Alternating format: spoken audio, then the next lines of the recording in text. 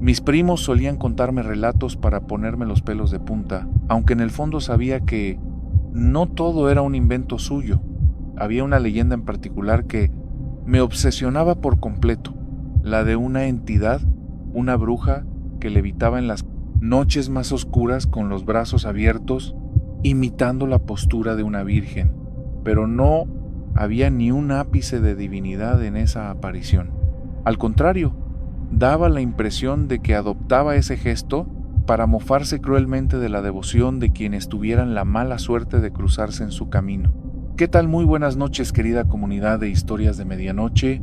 Como siempre, es un verdadero placer saber que están del otro lado de la pantalla, listos para sintonizarnos y dejarse llevar por los relatos de hoy.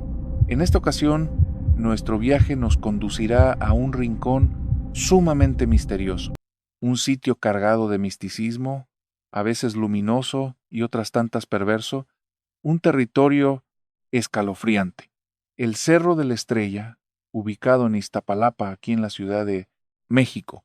Últimamente, a nuestra bandeja de entrada han llegado testimonios sumamente perturbadores y de índole muy diversa. Esto confirma la inmensa carga energética que rodea la zona. Pero esta noche comenzaremos con 3 relatos vinculados por un mismo hilo conductor. El título de este video ya les da una pista. Hoy nos sumergiremos en las leyendas de brujas que habitan en el Cerro de la Estrella. Así que pónganse cómodos porque estamos por comenzar. Sin embargo, antes de dar el primer paso, quiero recordarte algo. Si estás atravesando una racha complicada o si por algún motivo te invade la soledad mientras me escuchas, no olvides que formas parte de esta gran familia.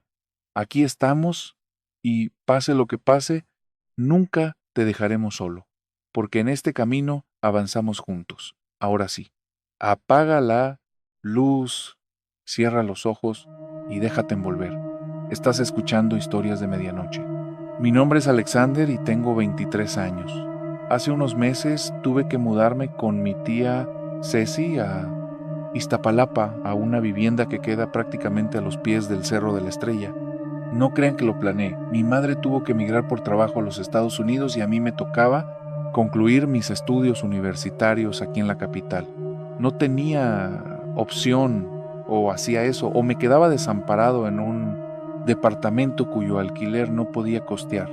Así que regresé a su hogar tal como lo hacía de niño cuando venía a visitarla en las vacaciones navideñas.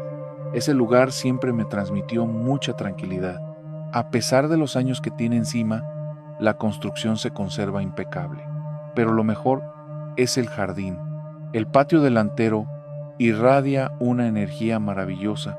Está repleto de macetas y arbustos perfectamente ordenados, donde el aire siempre huele a ruda, romero y a esa reconfortante tierra húmeda. Mi tía siempre me repite que esa vegetación sirve como escudo. Según ella, el cerro, por más imponente que luzca, esconde presencias que es mejor mantener a raya. Dice que ciertas hojas impiden que lo malo intente traspasar el umbral. Desde que tengo memoria he oído rumores de que este monte resguarda secretos oscuros, que a mitad de la noche se divisan destellos misteriosos, como esferas de fuego flotando en la copa de los árboles. La gente cuenta que se proyectan siluetas donde no hay un alma y que se observa a personas adentrarse en la espesura nocturna para no regresar jamás. De chico, mis primos se divertían narrándome estas historias para asustarme, pero yo intuía que detrás de sus bromas había una pizca de verdad, especialmente en un relato que me llamaba poderosamente la atención, el de una mujer, una bruja, que se elevaba en las noches cerradas, con las extremidades abiertas de par en par, imitando a una santa, aunque de santa no tenía absolutamente nada. Más bien daba la impresión de flotar en esa exacta pose, con el único propósito de burlarse de la fe y las oraciones de quienes levantaran la vista al cielo. Se decía que era una sombra rígida que ascendía por la ladera sin realizar el menor movimiento, hasta alejarse tanto que terminaba fundiéndose en la negrura absoluta de la cumbre, en lo más profundo de la montaña.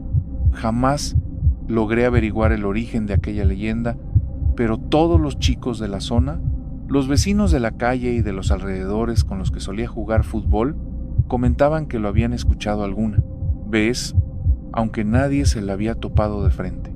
Todos advertían siempre lo mismo: si te la llegas a encontrar, reza para que no te mire, porque si te clava los ojos, algo se te pega adentro, te vuelves loco y jamás podrás sacarte su imagen de la cabeza. Al principio, ese relato en particular no me causaba tanto temor, quizás porque solía repetírnoslo un taxista que a veces se unía a las retas de fútbol con nosotros en el barrio. Era un señor que siempre andaba medio tomado y que cada vez que nos platicaba aquella historia le cambiaba algún detalle.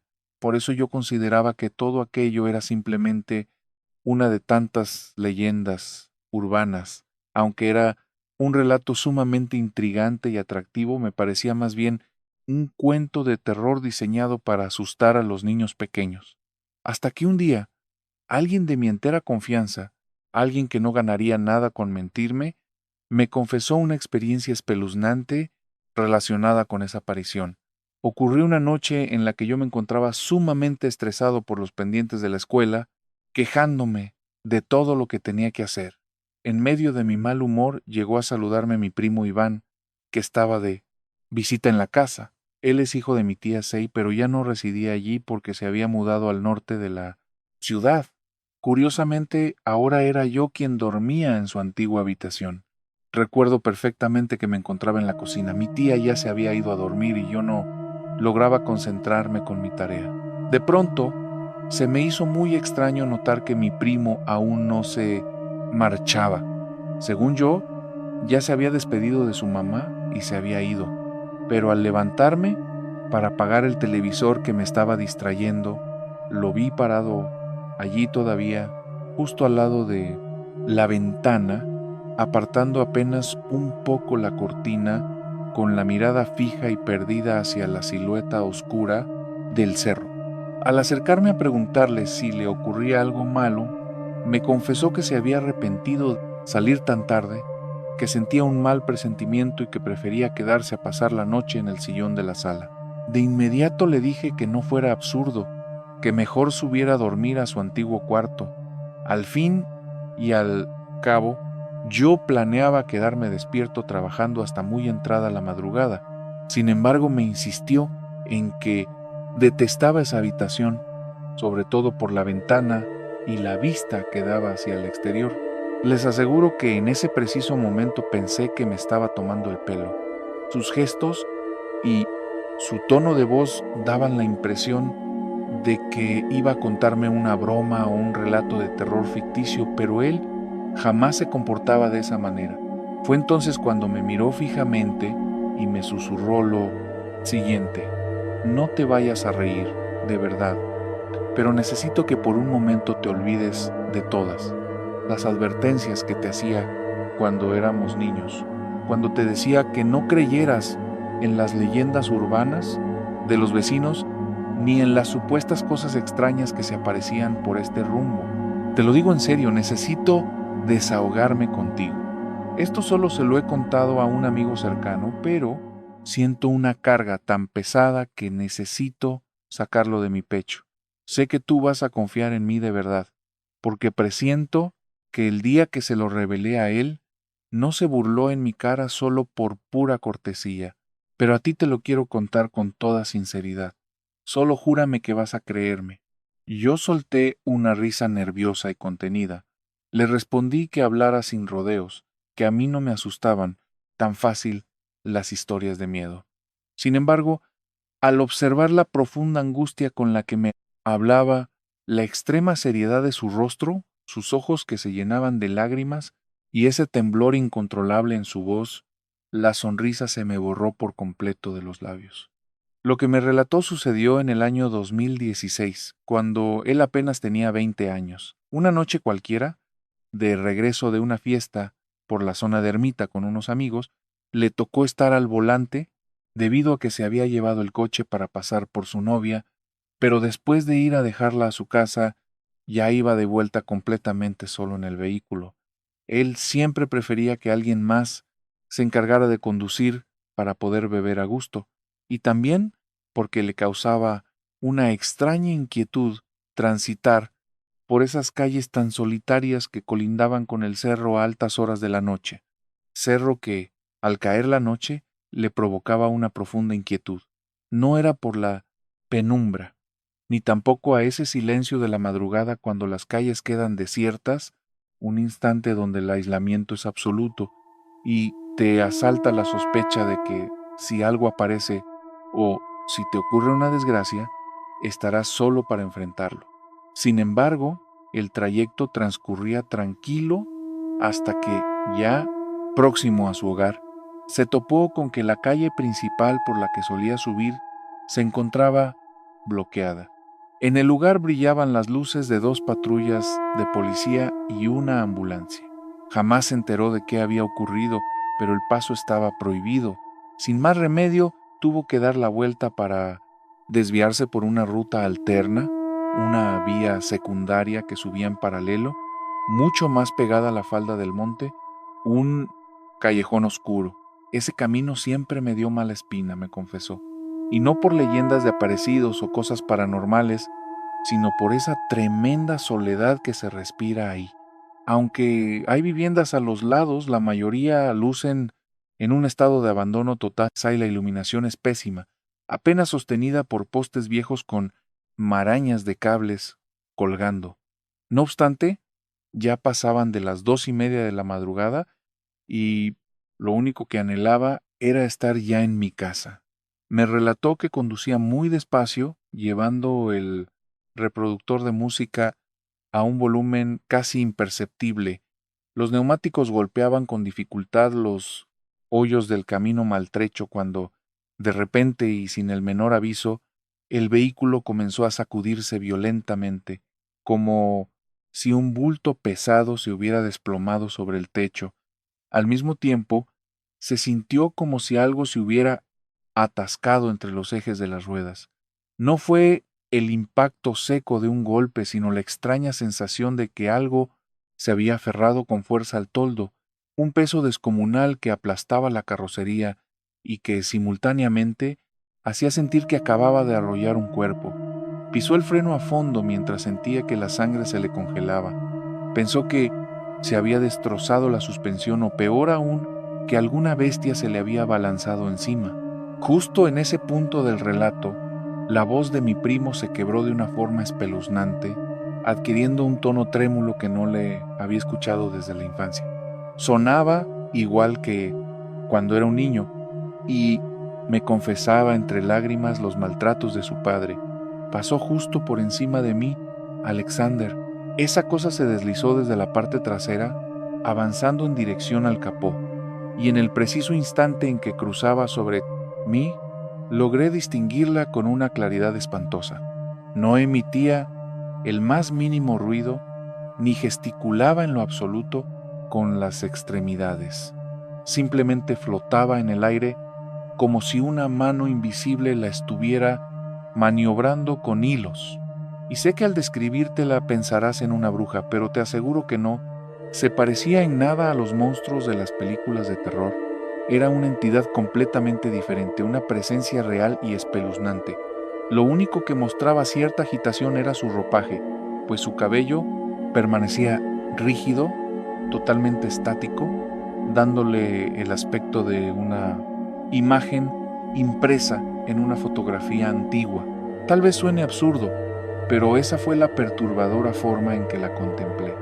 Me explicó que aquella silueta asemejaba a una mujer, una figura de larga cabellera, albina, completamente lisa y lacia. Llevaba puesta una prenda oscura, una especie de túnica o camisón sucio y desgastado que se mecía con el viento, pero ella no. Ella permanecía inmóvil.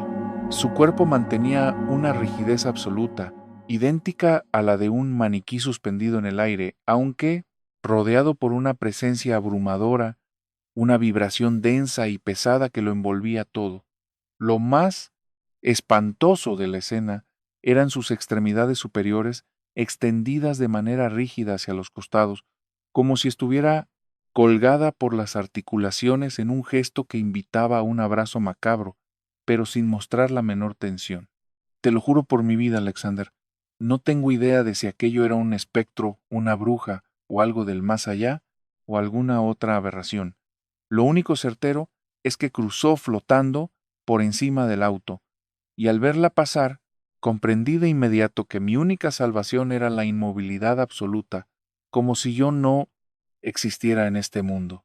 Todo mi cuerpo me gritaba que, ante el más mínimo ruido de mi parte, ella fijaría sus ojos en mí, y yo no soportaría verla cara a cara.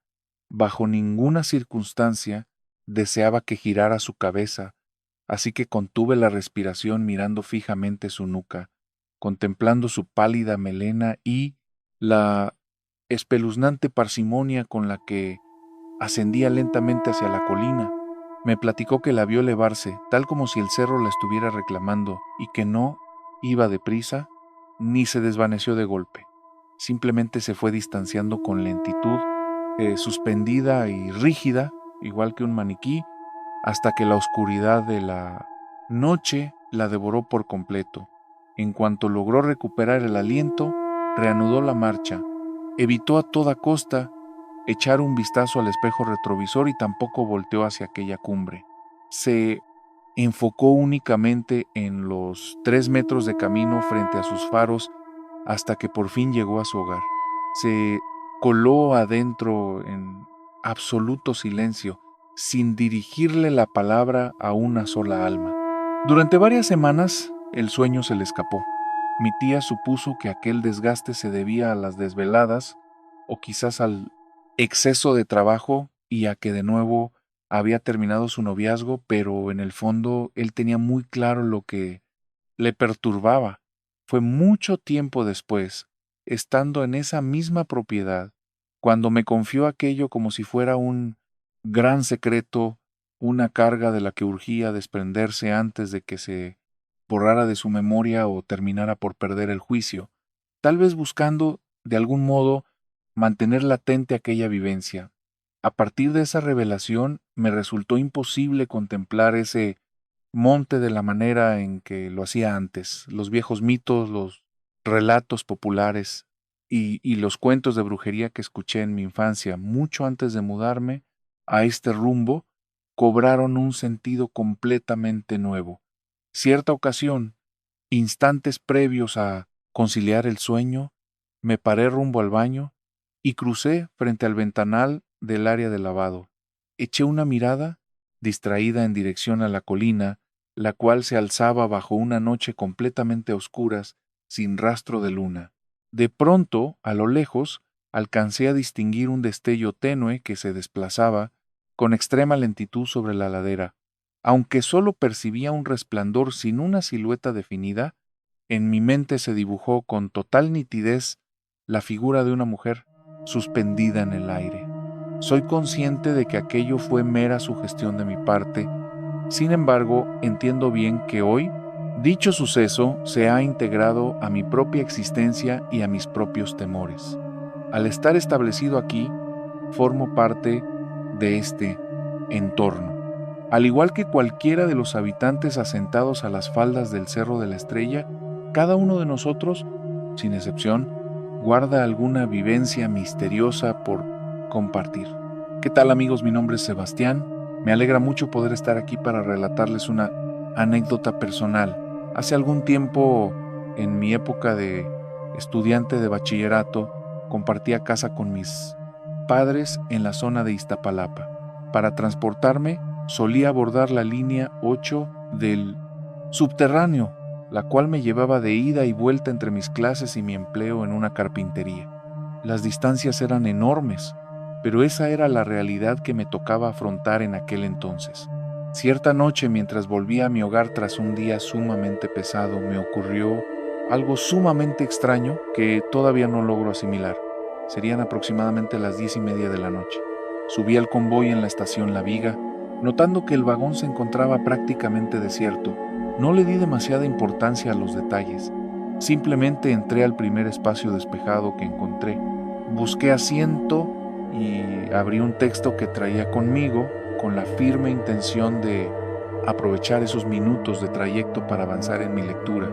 Justo al detenernos en la estación, Apatlaco abordaron 3 jóvenes mujeres. De inmediato acapararon mi atención y no pude evitar observarlas discretamente.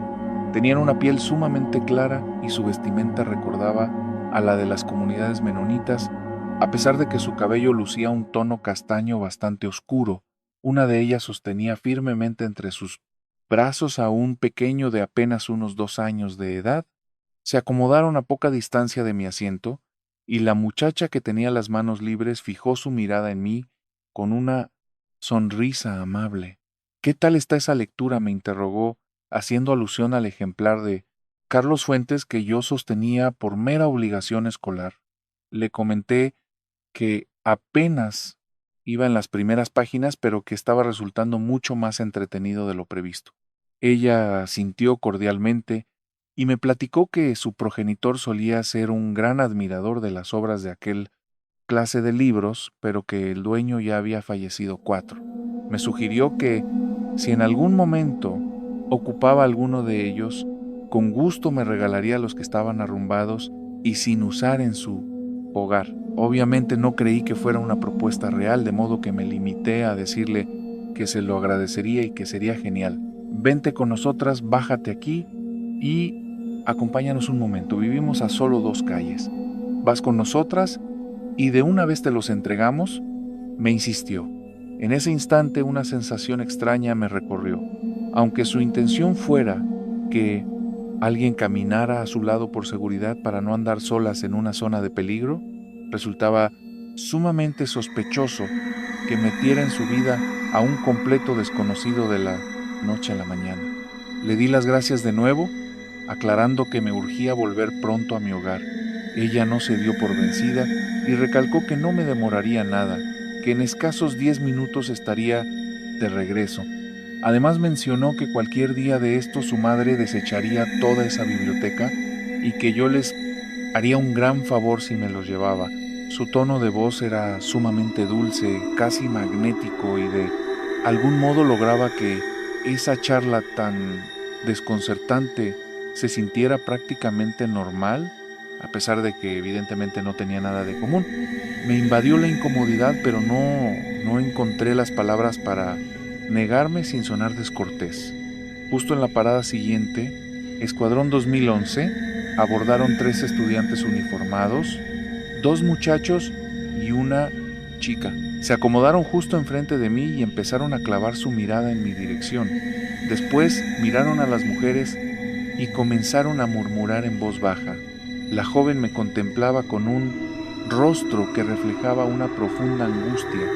Cuando arribamos a la estación Iztapalapa, aquellas 3 mujeres se pusieron de pie listas para descender.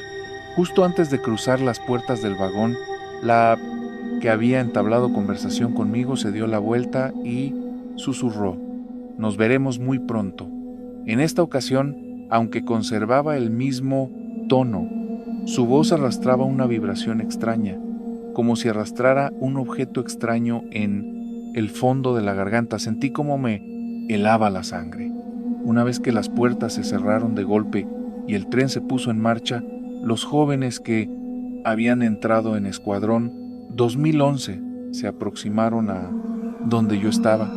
«¿Te encuentras bien?», me indagó la muchacha con preocupación. Le respondí con un simple sí, sintiéndome todavía más desconcertado. Detesto entablar conversación con desconocidos, y en menos de un viaje ya era el segundo grupo de extraños con el que me tocaba hablar.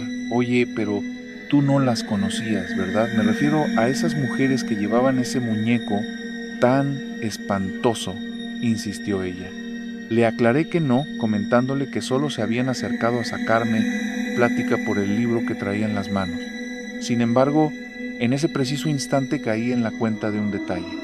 «¿Estás hablando de las chicas que traían al bebé en brazos, las que acaban de bajarse del vagón?»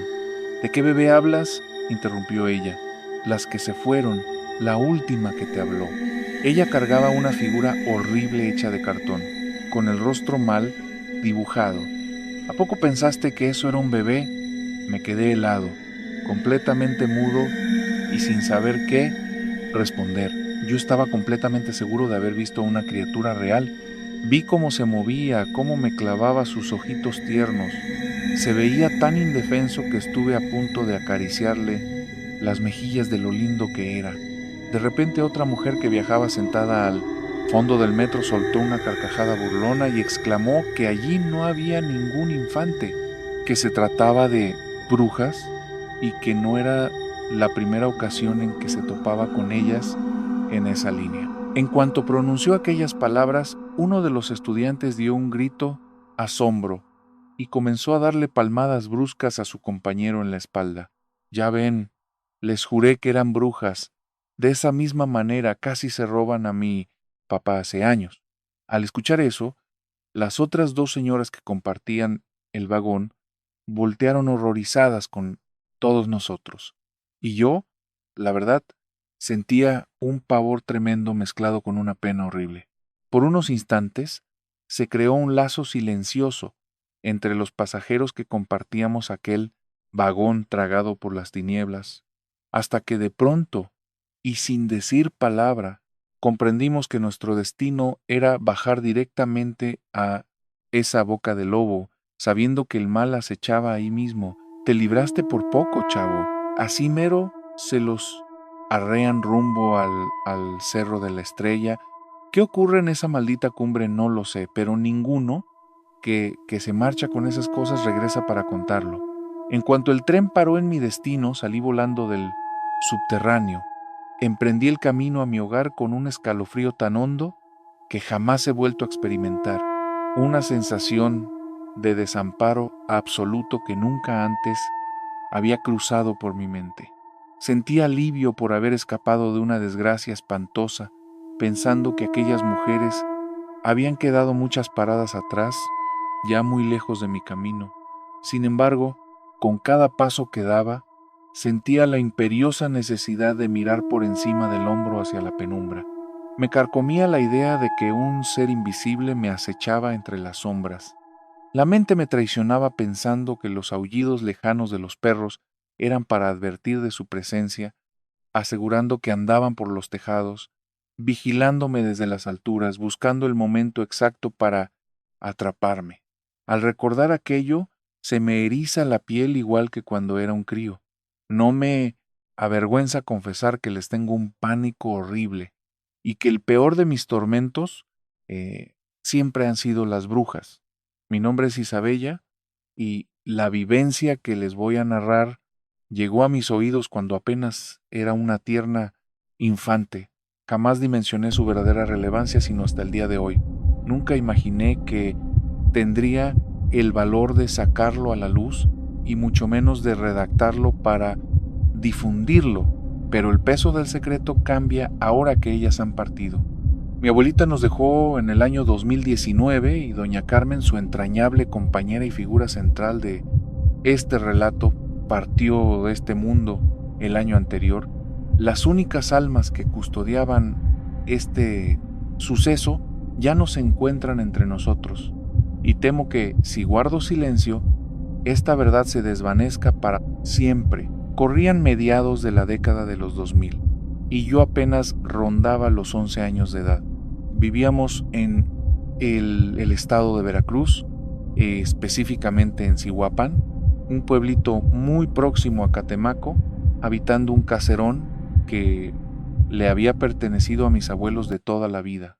Mi abuela era sumamente de fe, una católica de esas entregadas al rosario que prácticamente vivían en el templo, aunque claro, eso iba muy de la mano con la energía que le transmitiera el sacerdote de turno. Sin embargo, poseía un don especial, una percepción extrasensorial que el resto de las vecinas respetaba profundamente y, a pesar de que jamás lo confesó abiertamente, en la familia sabíamos que presenciaba lo invisible, que lograba percibir presencias extrañas.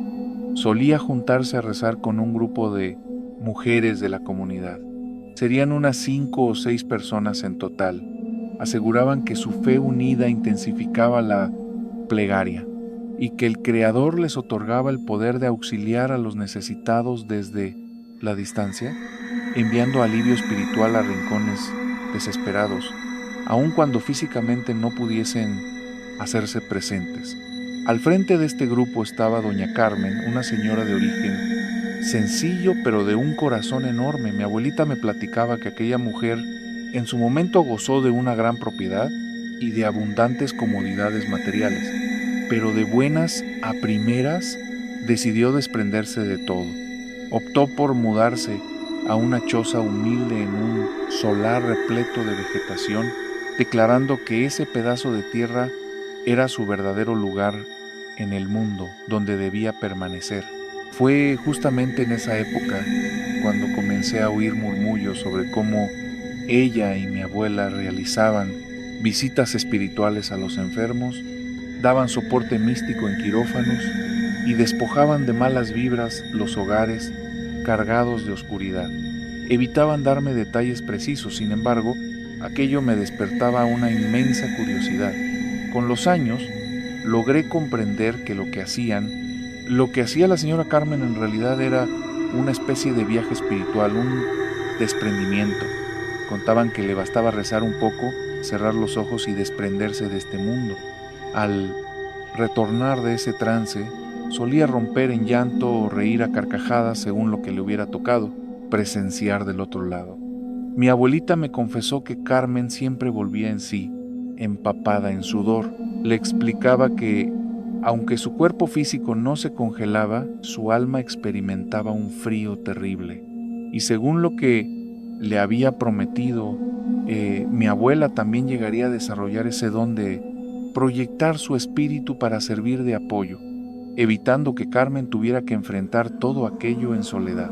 Recuerdo con total claridad que una noche de vacaciones, la señora Carmen apareció en nuestro hogar. Venía acompañada de otra de las mujeres del círculo de oración, pero no estaban solas.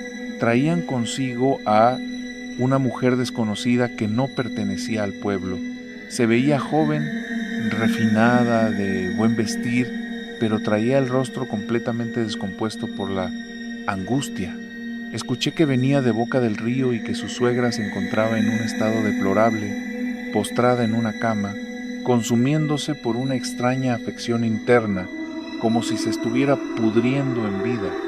Explicaba que la medicina no hallaba explicación, que la habitación despedía un hedor insoportable, similar a la carne descompuesta, y que la enferma ya no emitía palabra. El terror absoluto se había apoderado del hogar, dominando cada rincón. Sentía que una presencia sumamente sombría se había adueñado de aquella vivienda en la Ciudad de México. Mientras su esposo permanecía allá cuidando la casa, ella se vio obligada a regresar a Veracruz, donde alguien le recomendó buscar a este grupo espiritual, hablándole maravillas del extraño don de la señora Carmen. Le sugirieron que fuera de inmediato, pues tal vez ellas tendrían alguna solución. Al escucharla, mi abuelita y doña Carmen le propusieron iniciar con su habitual ritual de auxilio, organizando una sesión de rezos. Acordaron juntarse esa misma madrugada, tal como lo hacían en casos de extrema urgencia. Justo a las 12 de la noche, la angustiada mujer intentó pagarles, pero ellas rechazaron el dinero de inmediato. Sostenían que su facultad era un don divino, una gracia del Señor que, de ser mercantilizada, terminaría por desvanecerse. Todavía guardo el vívido recuerdo de que esa noche decidí quedarme despierta. No sabría explicar el motivo, quizá fue una corazonada o simplemente una tremenda intriga que no me dejaba descansar, pero lo hice. Me deslicé sigilosamente hasta la estancia. A través del cristal de la ventana tenía una vista perfecta del inmueble vecino, donde se llevaría a cabo la reunión a esa hora. Pude contemplar perfectamente cómo daban inicio al ritual, murmurando plegarias rodeadas de cirios encendidos frente a las imágenes de los santos que invocaban. En el mismísimo centro de la habitación permanecía sentada doña Carmen, rodeada y protegida por el resto del grupo. Reinaba un silencio sepulcral y todas mantenían los párpados cerrados. Mi abuelita se encontraba a escasa distancia de Carmen, concentrada y sosteniendo firmemente un desgastado rosario entre sus manos. De un instante a otro, el ambiente se transformó. No se escuchó ningún crujido, ni se vio destello alguno. Fue más bien una ráfaga helada que irrumpió de golpe, colándose hasta los rincones de mi propia casa. Pero no fui la única en percibirlo. Ellas reaccionaron de inmediato. Observé que una de las presentes, la de menor edad, se puso en pie apresuradamente para correr la cortina, impidiéndome ver el momento exacto en que las demás despertaban alarmadas y mi abuela se levantaba de un salto de su sitio. La única silueta que continuaba completamente estática era la de la señora Carmen. Al cabo de unos 30 minutos, mi abuela regresó a nuestro hogar empapada en sudor, con el rostro desencajado por el pánico. Le suplicó a mi madre que la acompañara de inmediato, advirtiéndole que Carmen se hallaba en un estado muy crítico. Cabe mencionar que mi madre había laborado tiempo atrás en un centro de salud.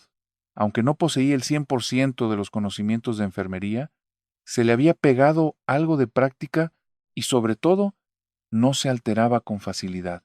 Tiempo después, me revelaron los escalofriantes detalles de lo que ocurrió, de la aterradora experiencia que padeció la señora Carmen aquella noche. Durante su viaje espiritual hacia la Ciudad de México, su alma se dirigía con un rumbo muy claro. Iba derecho a Iztapalapa. Lo que ocurrió después lo descubrí más tarde. Mi abuelita no me lo confesó directamente. Pasaron varias semanas hasta que, yendo con ella a la casa de doña Carmen, alcancé a oírlo todo desde el patio.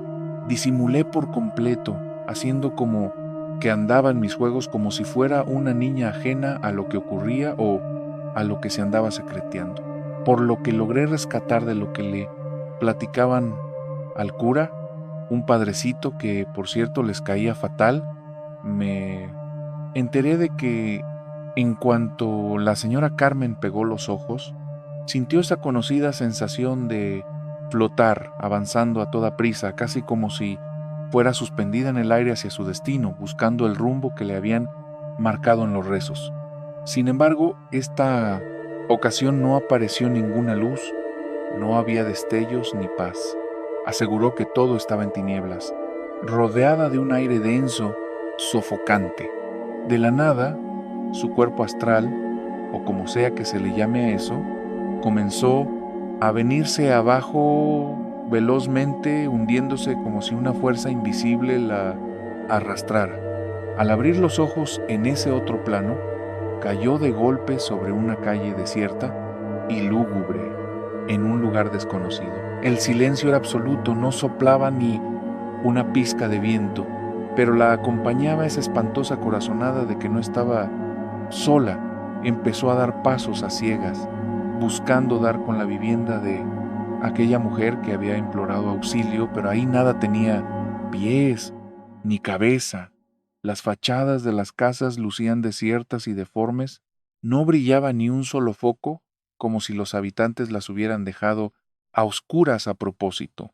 Contó que la negrura de ese sitio era extremadamente espesa y lo que de verdad le heló la sangre fue presentir que alguien la acechaba, sentir que unos ojos se clavaban en ella, la llenaba de pavor, pues en sus viajes astrales anteriores siempre pasaba desapercibida. Esta era la primera ocasión en que se sentía vulnerable.